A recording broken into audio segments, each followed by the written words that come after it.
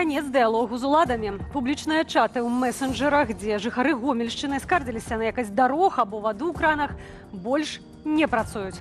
Цяпер звярнуцца да гомельскіх чыноўнікаў з праблемай можна толькі прыватна праз чат-бот. Галоснасці і адказнасці меней. Вітаю, шаноўнае гаспадарства, аб'ектывы ў эфіры. Анастасія Русецкая. Запрашаю на галоўнае інфармацыйнае выданне. Падвышэнне заробкаў перад выбарчым 2025 годам. Хто атрымае больш грошай і ці вытрымае эканоміка? Для прэзідэнцкіх выбараў яшчэ шмат часу. Не выключаю, што за гэты час могуць здарыцца некія не вельмі добрыя чыннікі.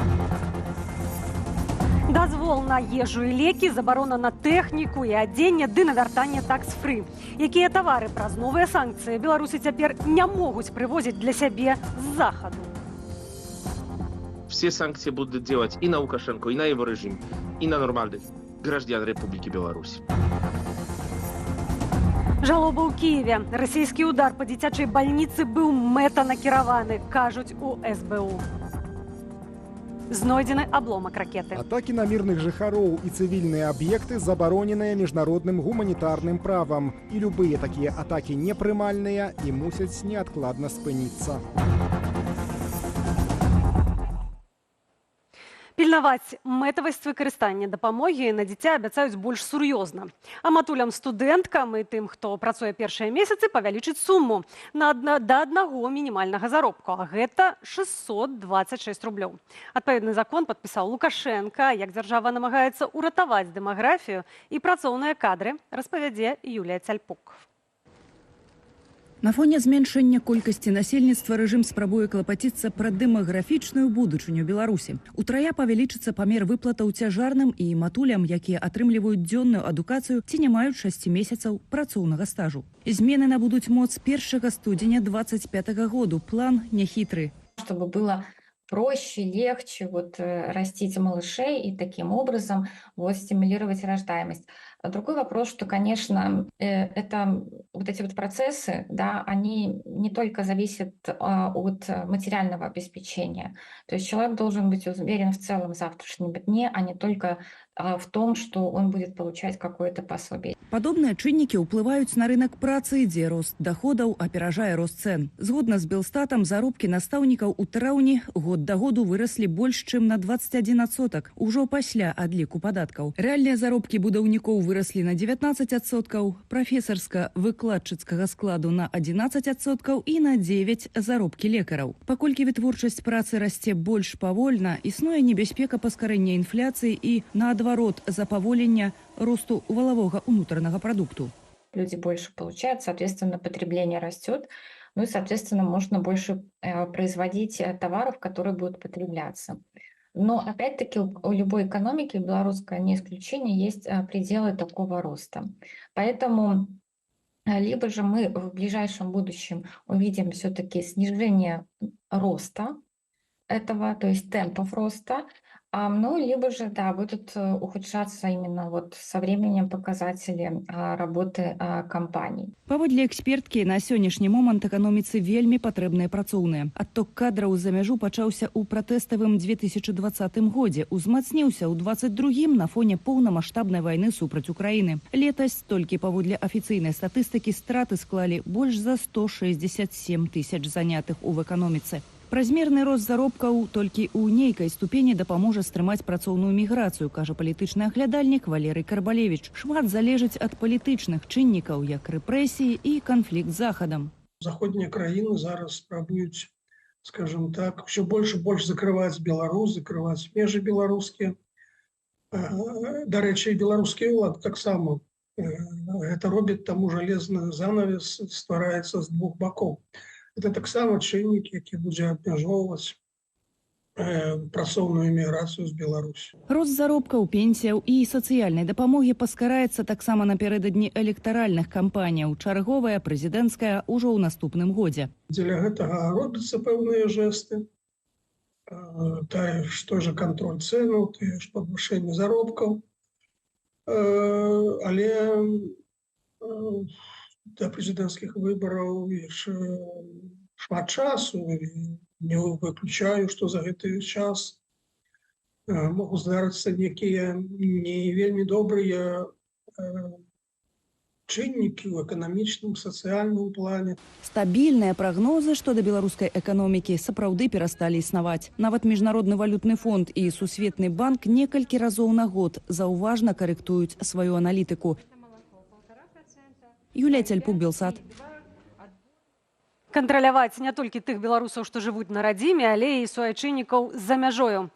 Лукашенко падпісаў папраўкі ў закон аб рэгуляванні шлюбных і сямейных зносінаў. Моц яны набудуць на пачатку 2025 года. Гэтак беларусаў замежжа абавяжуць падаваць у дзяржаўныя органы асабістую інфармацыю. Між іншага, пра заключэнне і скасаванне шлюбу, устанаўленне мацярынства і бацькоўства, нараджэнне дзяцей, змену прозвішча, імя ці імя па бацьку. Апроч таго, закон дасць магчымасць перадаваць жылыя памяшканні ва ўласнасць дзіцяці ў кошт выплаты аліментаў. Пераезд мяжы для беларусаў ператварыўся ў сапраўдны квест. Тыя, хто едзе ў Польшчу, паведамляюць, што польская мытня перастала пускаць у краіну аўтамабіль з Беларусі, калі ў салоне няма ўласніка. Праблемы маюць і тыя, хто вяртаецца на радзіму з набыткамі з польскіх крамаў праз санкцыйную забарону на вываз тавараў. Што нельга вывозіць з Польшчы і як працуе так званы беставарны выезд, высветліла Кацярына Гардзеева. Мінула 5 дзён ад увядзення так званага беставарнага выезду з Польшы. Як улады агучылі спіс тавараў, што нельга цяпер завезці ў Беларусь праз забарону. Пад дзеянне забаронных нормаў на імпарт і экспарт трапляюць таксама і фізічныя асобы, якія перамяшчаюць тавары, набытыя ў раздроб.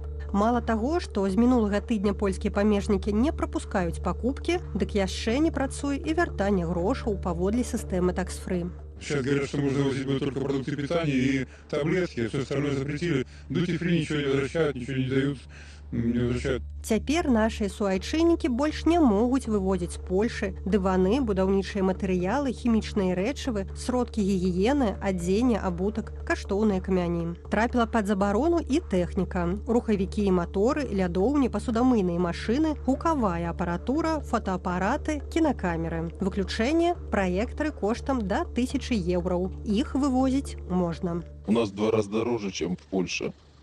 Все, вот и все. Весь вопрос. Не сравнить, конечно, европейский порошок, даже стиральный, с нашим порошком. В Европе, естественно, товары лучше, чем у нас. Афіцыйная прычына гэткіх абмежаванняў – новыя санкцыі еўразвязу, прынятыя ў канцы чэрвеня. Польскія ўлады ўпэўненыя, што гэта балюча ударыць па рэжыме Лукашэнкі, але пакуль скардзяцца звычайныя беларусы. Нас закрывают просто практически колючей проволокой.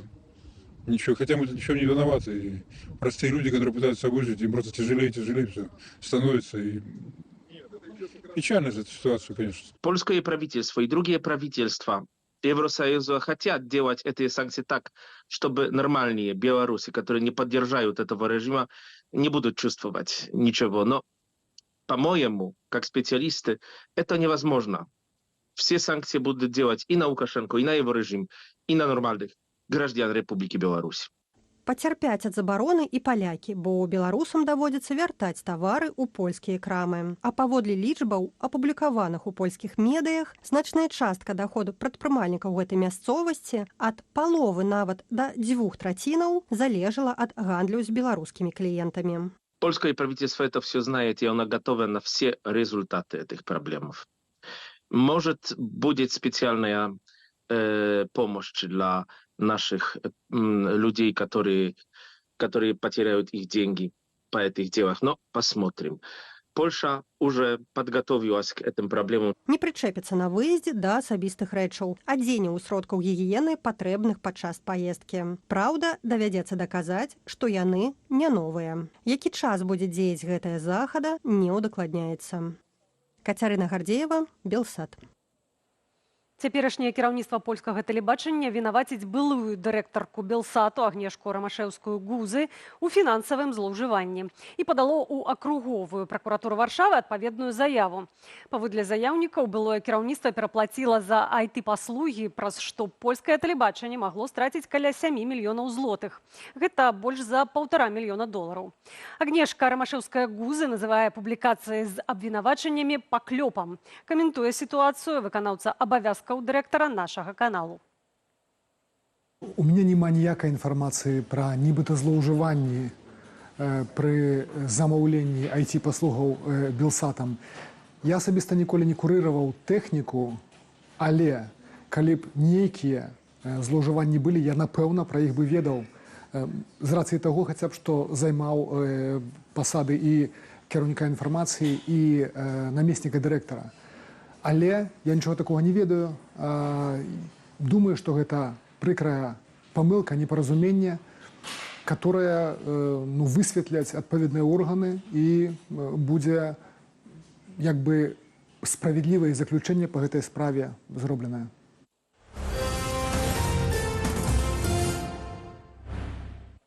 У Киеве дзень жалобы. У горадзе прыспусцілі нацыянальныя сцягі і забаранілі ўсе забаўляльныя імпрэзы. Украінская сталіца смуткуе па ахвярах расійскага удару па дзіцячай бальніцы, Ахмадыт і жылых будынках. Медыа ўсяго свету публікуюць відэадоказы, што гэтую атаку ўчынілі менавіта расейцы. Масква ўсё адмаўляе і спрабуе пераканаць, што гэта украінцы атакуюць саміх сябе. Пра хлусню Крамля і рэакцыі свету на учорашнія ўдары па Ўкраіне распавядзе Руслан Ігнатовіч. Амаль сотні вяліся аварыйна-ратаўнічыя працы на месцы трапляння ракеты ў кіеўскі дзіцячы шпіталь Ахмаддыт. На 18-ту гадзіну колькасць загінулых сягнула 33. 117 асобаў лічацца параненымі. Усяго ад учорашніх атак ва ўкраіне загінулі 43 мірныя жыхары. Россия не взяла на себе отказности за нанесенные по цивильной инфраструктуре удары. Я призываю вас руководствоваться заявлением Министерства обороны Российской Федерации, которое абсолютно исключает, что имели место удары по каким-то гражданским целям, и в котором указано, что речь идет о падении антиракеты. Аднак словы Дмітрыя Пяскова зняпраўджваюцца відэа, зробленымі сведкамі атакі. На кадрах вайсковыя адмыслоўцы распазналі ракету Х-101. Это 4-я, 5-я, На видео прилета ракеты Х-101 по детскому центру Ахмадит четко видны контуры ракеты. Это и несколько такой закругленный нос, плюс элементы хвостовой части абсолютно четко указывают на то, что ракета, которая ударила по детской клинике Ахмадит, это была ракета Х-101, запущена с российского бомбардировщика Ту-95. Да таго ж падчас разбору завалаў былі знойдзеныя аскепкі ударнага снараду. И в ходе разбора завалов обнаружили ряд обломков этих самых ракет Х-101 с инвентарными номерами, иными технологическими отметками, которые совершенно четко верифицируют обломки этой ракеты как ракетой Х-101. Міжнародная супольнасць зрэагавала на расійскі удар. На запад ЗША, Вялікай Брытаніі, Францыі, Славеніі ды Эквадору Рада бяспекі ААН правяла паседжанне. Генеральны сакратар арганізацыі Антоніу Гутэрыш назваў атаку на дзіцячы шпіталь шокавай, аб чым заявіў ягоны прэс-сакратар. Атакі на мірных жыхароў і цывільныя аб'екты забароненыя міжнародным гуманітарным правам. І любыя такія атакі непрымальныя і мусяць неадкладна спыніцца. Падтрымаць Украіну ва ўмацаванні абароны абяцаў і прэзідэнт ЗША Джо Байден. Сустрэча двух лідараў мае адбыцца падчас юбілейнага саміту НАТО ў Вашынгтоне, што праходзіць найбліжэйшымі днямі.